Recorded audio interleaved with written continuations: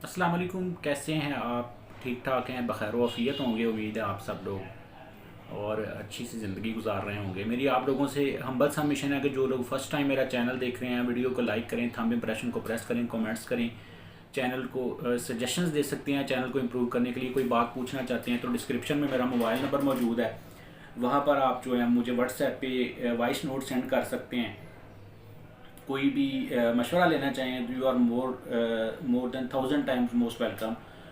और आज जो टॉपिक मैं आप लोगों के साथ डिस्कस करने लगा हूँ वो ये है जी कि अगर प्रॉपर्टी की जो मोड हैं ट्रांसफ़र के, वो तीन ज़्यादातर यूज़ होते हैं, उनको हम डिस्कस करेंगे।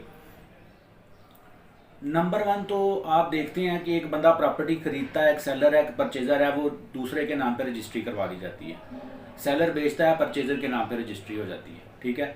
दूसरा मोड ये है कि अगर तो को शेयरर्स हैं वो, ठीक है, को शेयर्स आप समझते हैं जिनका खाता एक है, सालम खेवट में मालक हैं सारे को, या लगा लें, बल्कि ये तो नहीं, को शेयर उनमें नहीं आएगा।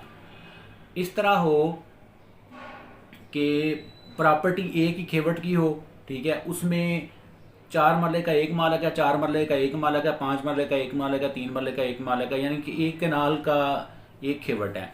अब उनमें से 5 बंदों के नाम पे एक कनाल है, ठीक है, एक ही खेवट की। उनमें से एक बंदा दूसरे को बेचना चाहता है, ए जो है वो बी को बेचना चाहता है, तो को शेयर होने के नाते ए जो है वो अपने हिस्से से दस्तबरदार हो जाएगा उस खेवट के अंदर। उसकी दस्तबरदारी डीड बनती है, रजिस्ट्री की निस्बत उसका खर्चा बहुत कम है। ठीक है। अगर रजिस्ट्री 2 लाख की पड़ रही है या 1.5 लाख की पड़ रही है तो दस्तबरदारी डीड जो है वो आपको तकरीबन 70 से 80 हज़ार में पड़ सकती है। ठीक है, हाफ कीमत पे राउंड अबाउट वो पड़ सकती है, या ये लगा लें कि 75% पैसों में वो हो जाती है। ठीक है। और थर्ड मोड जो मोस्टली यूज़ होता है वो है हिबा। और एक और बात जो है दस्तबरदारी, उसमें अगर तो रकबा वरासती है, बाप की डेथ के बाद भाइयों और बहनों को आया हुआ है, या माँ की डेथ के बाद भाइयों और बहनों को आया हुआ है, वरासती रकबा है, तो उसमें भी बहन भाई एक दूसरे के हक़ में दस्तबरदार हो सकते हैं। दस्तबरदारी की डीड जो है उनकी तैयार हो जाएगी, उसमें भी काफ़ी खर्चा जो है वो बच जाता है। ठीक है। थर्ड जो मोड मोस्टली यूज़ होता है प्रॉपर्टी को ट्रांसफ़र करने में वो है हिबा। हिबा पहले तो हर बंदा ही करवा लेता था, ठीक है, लेकिन अब आजकल के आकर के जो गवर्नमेंट ने कर दिया है वो ये है कि जायज़ वारसान को आप सिर्फ हिबा करवा सकते हैं।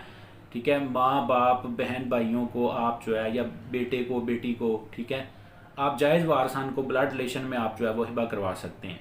उसका भी खर्चा रजिस्ट्री की निस्बत बहुत कम है। तो ये तीन मोड आजकल यूज़ होते हैं। दस्तबरदारी बहुत कम हो रही है, लोगों को पता भी नहीं है, आजकल ज़रा कर भी नहीं रहे, पाकिस्तान है ये। तो उम्मीद है कि आप लोगों ने वीडियो से कुछ ना कुछ सीखा होगा। दुआ में याद रखिएगा। अस्सलाम वालेकुम।